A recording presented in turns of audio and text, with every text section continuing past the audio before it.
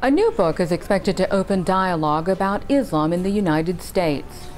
I Speak for Myself is a collection of 40 essays of Muslim American women under the age of 40.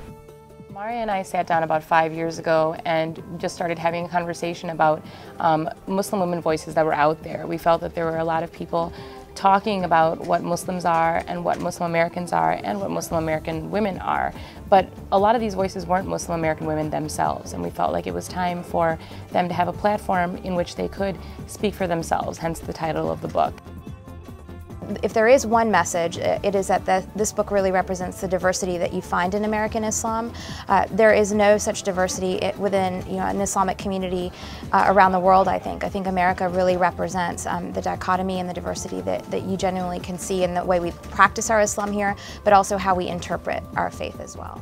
Through my writing, I wanted to share my feelings and connect to the readers in a way so that, whether I wear the hijab or not, they can connect to me as a human being. And I felt like that's what this book was doing. It was taking the writing of 40 very different Muslim women who were born and raised in America, and it's a way for us to express ourselves so that other people can connect to us as human beings and not see us as certain labels, like this is a Muslim woman who is religious, this is a Muslim woman who isn't religious. No, they can see us for who we are as human beings. It's a glimpse of my past that points to this sort of identity crisis I struggled with as a child growing up Muslim in America, in that I sort of often felt like I wasn't Muslim enough and also not American enough. And I had to sort of learn that you can't define being Muslim in such simplistic terms as, someone who reads the Quran or prays or fasts or wears hijab.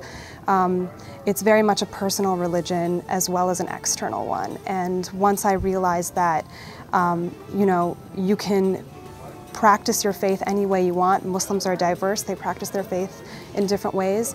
I felt more comfortable in my skin as a Muslim American woman. My older sister covered, all her friends covered, and so ironically, it was the other way around. I wanted to cover because it was sort of like my mark into adulthood. Like, I'm an older girl like you guys, I'm part of your gang, I'm covering too. And I still remember when I decided to cover my hair, I called my best friend and I told her I wear hijab.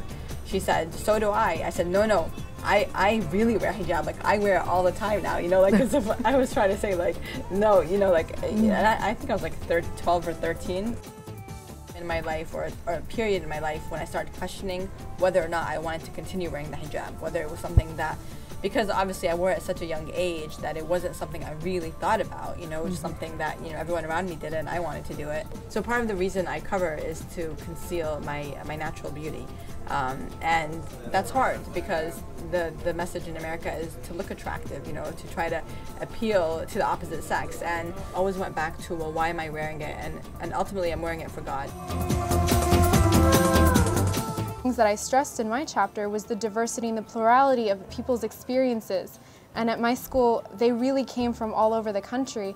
And Muslim, individuals who came from a background where one parent wasn't Muslim, or individuals who came from a household where their parents aren't that practicing, but they chose to make a conscious effort to identify themselves as Muslim.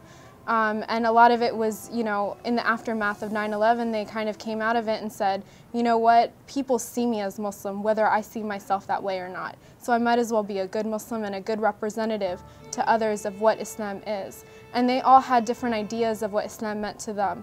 And that really comes through also in the book, and that's what makes it really exciting to be part of. And I'm also very honored to be part of it. And I hope people do pick it up, read it, and feel that these are individuals that they can relate to and they can hopefully even look up to. And I know I look up to several women in this book.